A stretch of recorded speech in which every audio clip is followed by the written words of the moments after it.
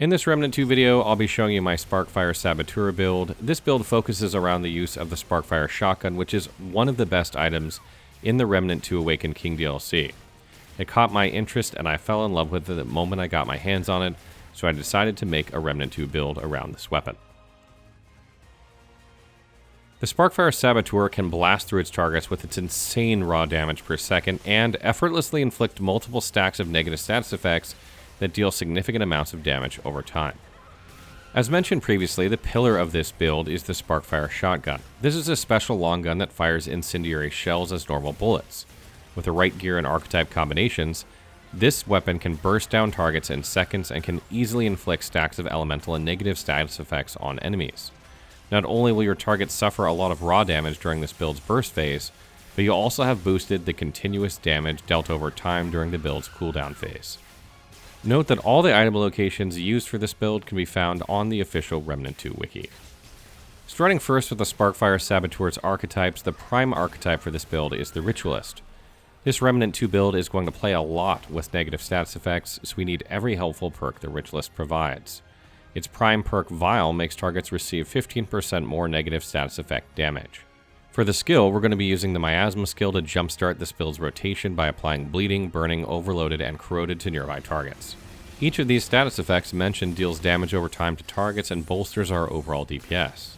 Each of the status effects mentioned can be inflicted or refreshed instantly, so the Ritualist damage perk will do wonders. The damage perk, Wrath, enhances this build's damage output by adding 18% critical hit chance and making enemies suffer 20% more damage when affected by a negative status effect.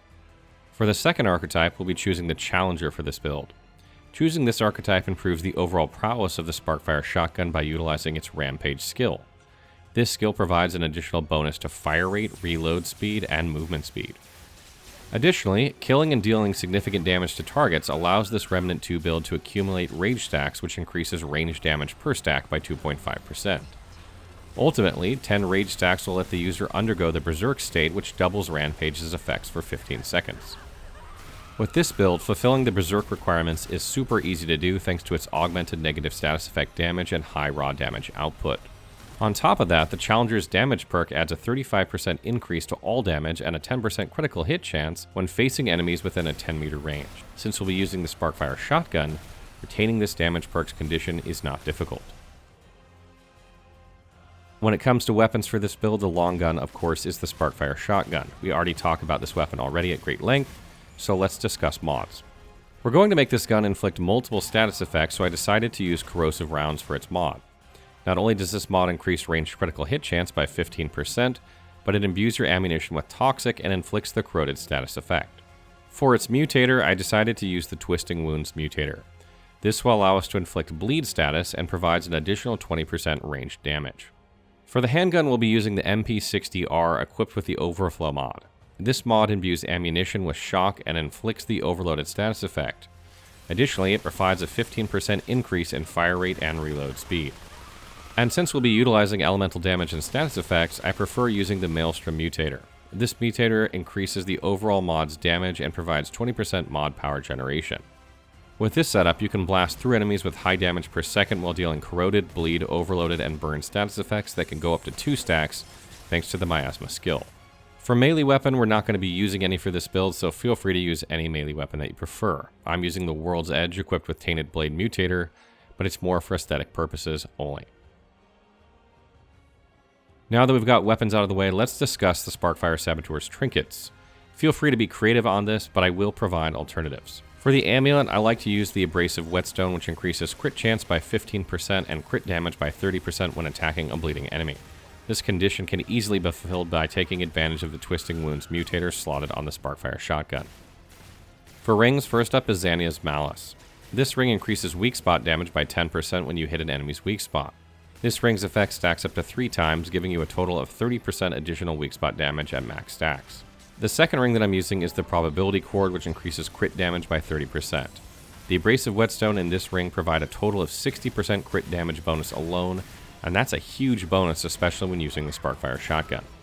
The third ring on the list is the Singed Ring, which increases all damage dealt to burning enemies by 10%. The additional 10% will always be in effect thanks to the Sparkfire Shotgun's incendiary shells. And the fourth ring that I'm using is the Shadow Misery ring. This ring increases status effect damage by 15%. Dealing 2 stacks of multiple negative status effects on a target is no joke, and this ring makes these status effects even more potent. When it comes to the Sparkfire Saboteur's armor set, you can freely use any set you prefer. You'll be dodging a lot with this Remnant 2 build, so I suggest sticking with light or medium armor sets. For this specific setup, you're free to use any relic that you prefer. I'm using the Tranquil Heart to take advantage of its passive 2 health regeneration per second, just in case I receive damage, but my character can heal the damage with help of traits, which I'll be discussing later on. Moving on to the relic fragments, I highly suggest using DPS fragments, which increase range critical chance, range crit damage, and additional weak spot damage to make the Sparkfire Shotgun even stronger. On the other hand, if you want better weapon handling, I suggest using a recoil fragment instead of the additional weak spot damage. Now that we've covered the build's equipment, it's time for suggestions and traits. Choosing the Ritualist archetype will grant the build a free level 10 affliction trait, which increases status effect duration by 100%.